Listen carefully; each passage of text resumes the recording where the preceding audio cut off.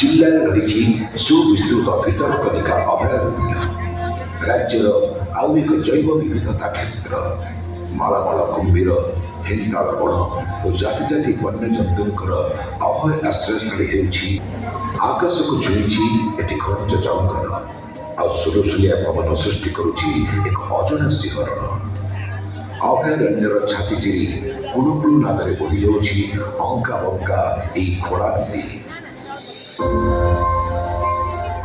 ଜିଲ୍ଲାରେ ନାରୀ ସଶକ୍ତିକରଣ କ୍ଷେତ୍ରରେ ଆମ ମାଆମାନେ ସଂଗଠିତ ହୋଇ ପ୍ରସ୍ତୁତ କରୁଛନ୍ତି କାର୍ଯ୍ୟରେ ବିଭିନ୍ନ ଗୃହ ସାମଗ୍ରୀ। ସେମିତି ସ୍ୱୟଂ ସହାୟକ ମହିଳାମାନେ ସଂଗଠିତ ହୋଇ ପ୍ରସ୍ତୁତ କରୁଛନ୍ତି ଦୁଗ୍ଧ ଓ ଦୁଗ୍ଧଜାତ ସାମଗ୍ରୀ।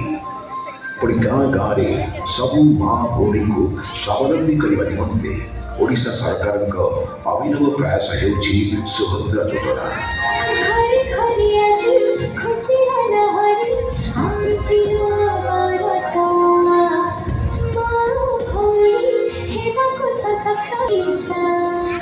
ପ୍ରଧାନମନ୍ତ୍ରୀ ନିଜ ଜନ୍ମଦିନରେ ଏହି ବହୁ ପ୍ରତୀକ୍ଷିତ ଯୋଜନାକୁ ଶୁଭାରମ୍ଭ କରିସାରିଛନ୍ତି। ଯୋଗ୍ୟ ମହିଳା 5 ବର୍ଷରେ ପାଇବେ 50,000, ବର୍ଷକୁ 2 କିସ୍ତିରେ 10,000। ରାଜ୍ୟର 1 କୋଟିରୁ ଅଧିକ ମହିଳା ଉପକୃତ ହେବେ। ସଶକ୍ତିରୁ ସମୃଦ୍ଧି, ସମୃଦ୍ଧିରୁ ବିକାଶ, ବିକଶିତ ଓଡ଼ିଶା ହବ ସୁଭଦ୍ରା। ଆମ ଜିଲ୍ଲାରେ ଉପକୃତ ହେବେ 5 ଲକ୍ଷରୁ ଅଧିକ ମା। ଏଥିଯୋଗୁଁ ଆମ ମାଆମାନେ ସ୍ୱାବଲମ୍ବୀ ଓ ସଶକ୍ତ, ପ୍ରଗତି ପଥର ଅଗ୍ରଦୂତ। ମୁଁ ସୁଭଦ୍ରା ଯୋଜନା ପାଇଥିବାରୁ ବହୁତ ଖୁସି ଅଛି। ସୁଭଦ୍ରା ଯୋଜନା ପାଇଥିବାରୁ ବହୁତ ଧନ୍ୟବାଦ ସରକାରଙ୍କୁ।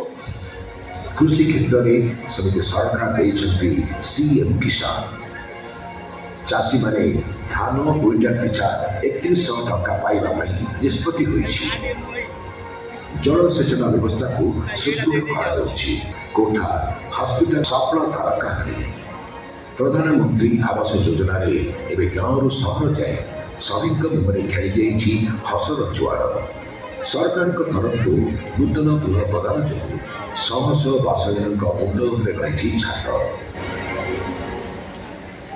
ବିକାଶର ସରଣୀରେ ଏବେ ସାମିଲ ହୋଇଛନ୍ତି ଭିନ୍ନକ୍ଷମ ମା ଓ ଭଉଣୀ।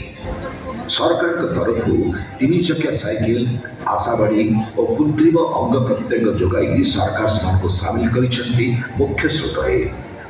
ସ୍ୱଭାବ ଓ ସଂସ୍କାରରେ ସ୍ୱଚ୍ଛତା ଆଣିବାକୁ ଆମ ସରକାର ହାତକୁ ନେଇଛନ୍ତି ସ୍ୱଚ୍ଛ ଭାରତ ଅଭିଯାନ।